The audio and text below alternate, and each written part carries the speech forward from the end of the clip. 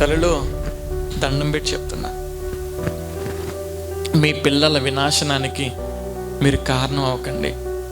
Cell phone ఇవ్వడం ఎంత ప్రమాదమో తెలుసా అండి?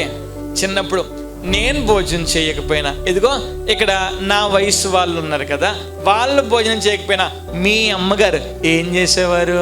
బయటికి తీసుకెళ్ళిపోయి చందమామ జాబి, అది రాదు అయినా సరే, రే చందమామ వచ్చేస్తుందిరా, జాబిల్లో వచ్చేస్తుందిరా, బంతిపూలు తెచ్చేస్తుందిరా, తినే బాబు అని చెప్పి ఏం చేస్తున్నా, నోట్లో పెట్టేస్తున్నాం.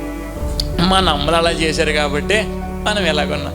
ఇప్పుడు ప్రజెంట్ ట్రెండ్లో ఉన్న అమ్మలు ఏం చేస్తున్నారంటే, బిడ్డలు భోజనం చెయ్యకపోతుంటే ఏం చేస్తున్నారు? ఎంత గట్టి చెప్పారండి. ఆడు ఫోన్ తీసుకుంటాడు, అయ్యో పెట్టేస్తాం మొత్తం మీద, మళ్ళీ ఫోన్ తీసేసుకుంటాం. ఆడు మళ్ళీ ఏడుస్తాడు, ఏం చేస్తాం? ఫోన్ ఇచ్చేస్తాం. ఆడు సైకాలజికల్గా అర్థం చేసుకునే విషయం ఏంటంటే, ఓహో ఏడ్చినప్పుడల్లా ఫోన్ వచ్చేస్తుంది, ఫోన్ కావాలంటే ఏడవాలి. హోప్ని ఫినెహాసులు తప్పు చేశారని తెలిసిన తర్వాత ఏలి దండించకపోయేసరికి ఇలాంటిది వచ్చింది. దండించాల్సి నువ్వు ఫోన్ ఇచ్చేస్తుంటే ఆ పాపం నీదే అక్క, ఆ పాపం నువ్వే మూట కట్టుకుంటున్నావు. గమ్యం తప్పించే పనులు నువ్వు చేయొద్దు, వాళ్ళని గమ్యంలో నిలబెట్టు.